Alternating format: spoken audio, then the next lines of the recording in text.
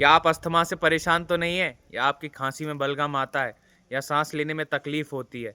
तो परेशान नहीं होना आपको, क्योंकि हमारे आयुर्वेद में एक ऐसा क्लासिकल फॉर्मुलेशन है जो इन सभी का सॉल्यूशन है, और उसका नाम है दशमूल क्वाथ। दशमूल क्वाथ, जिसमें 10 जड़ों का प्रयोग किया जाता है।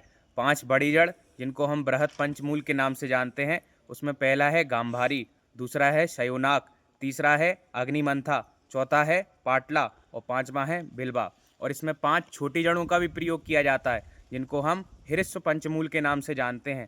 पहला आता है शालपर्णी, दूसरा आता है प्रश्नपर्णी, तीसरा आता है गोक्षुर, चौथा आता है बृहति और पांचवा आता है कंटकारी। क्वेश्चन आता है कि आप इसको बनाएंगे कैसे। तो सबसे पहले आपको क्या करना है, 10 इंग्रेडिएंट्स लेने हैं। 5-5 ग्राम ले लीजिए और रात में 400 ml पानी में इसको भिगो के रख दीजिए। सुबह इसको मंद अग्नि पर गर्म करिए जब तक ये 1/8 ना हो जाए, लगभग 50 ml के बराबर ना हो जाए, और फिर इसको आप छान लीजिए और वही दशमूल क्वाथ आपका तैयार हो जाएगा। क्वेश्चन आता है कि आपको इसको कितना लेना है और कैसे लेना है। तो कितने की बात करें तो इसको 50 ml लेना है, जितना बना हुआ है।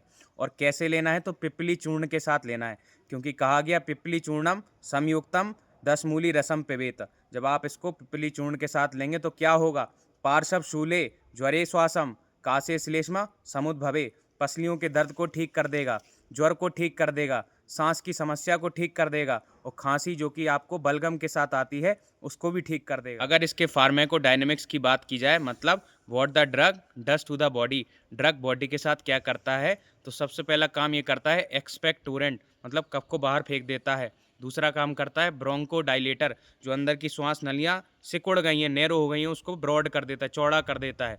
तीसरा काम एंटीपायरेटिक, फीवर को कम कर देता है। इम्यूनो मॉड्यूलेटर का काम करता है, इम्यूनिटी को इंक्रीज कर देता है। और साथ ही साथ एंटी इन्फ्लामेटरी भी काम करता है, इन्फ्लामेशन को रिड्यूस कर देता है। अगर हम फार्माकोकाइनेटिक्स की बात करें, मतलब what the body does to the drug, body जो है ड्रग के साथ क्या करती है, तो जैसे हमने दशमूल क्वाथ लिया, उसके बाद क्या होगा, इसका होगा एब्जॉर्प्शन जीआईटी के थ्रू, गैस्ट्रो इंटेस्टाइनल ट्रैक्ट के थ्रू।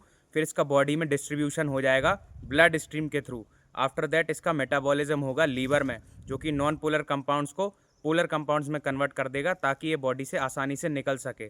और लास्ट में इसका हो जाएगा एक्सक्रीशन किडनी और दूसरे ऑर्गन्स के थ्रू। आपको इतना बताना पड़ रहा है क्योंकि आप लोग बिलीव नहीं करते हैं आयुर्वेद पे, लेकिन हमें तो पूर्ण रूप से हमारे आचार्यों पे भरोसा है, क्योंकि कहा गया तेषाम वाक्यम असंशयम, उनकी वाणी में कभी भी कोई भी संशय नहीं होता। इन्हीं शब्दों के साथ जय आयुर्वेद, जय भारत।